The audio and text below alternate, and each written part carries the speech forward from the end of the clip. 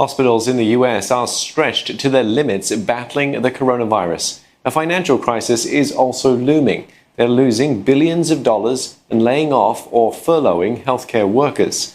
Danielle Robertson reports from Los Angeles. They are at the front lines of the coronavirus fight and are now at the forefront of another battle. The workers tasked with saving the lives of those infected with COVID-19 are now trying to save their own livelihoods. These nurses are protesting after getting word the labour and delivery unit of their hospital in Los Angeles is in danger of closing. They want to follow everybody on staff. Hospital deliveries have decreased as pregnant women make decisions not to risk labouring in a hospital during the pandemic. State governments have cancelled elective procedures and patients are avoiding hospitals and clinics for routine appointments. Altogether, an 18% decline in healthcare spending, crushing the bottom line.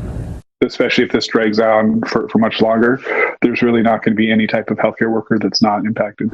According to the US Department of Labour, 1.4 million healthcare workers lost their jobs in the United States in April. Nearly 135,000 of those losses were in hospitals.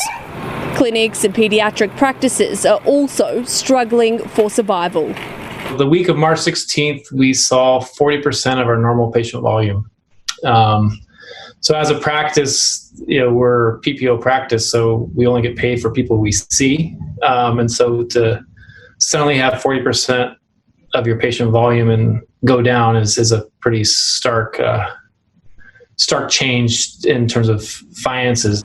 Dr. Birch says he has received a portion of the federal government's $100 billion stimulus package that aims to help offset lost income. He says that is what is keeping his business afloat for now. The US Congress has approved billions of dollars in aid for the healthcare industry. Meanwhile, the American Hospital Association estimates the financial fallout from the outbreak of COVID-19 will top $200 billion by the end of June. That's a loss of $50 billion per month. It comes amid concerns a second wave of COVID-19 will be worse than the first. As the US prepares to relax stay-at-home orders, many people who postponed elective procedures are beginning to reschedule them. But many Americans are still weary about entering medical facilities, and the economic scars of the coronavirus will likely take some time to heal. Danielle Robertson, CNA, Los Angeles.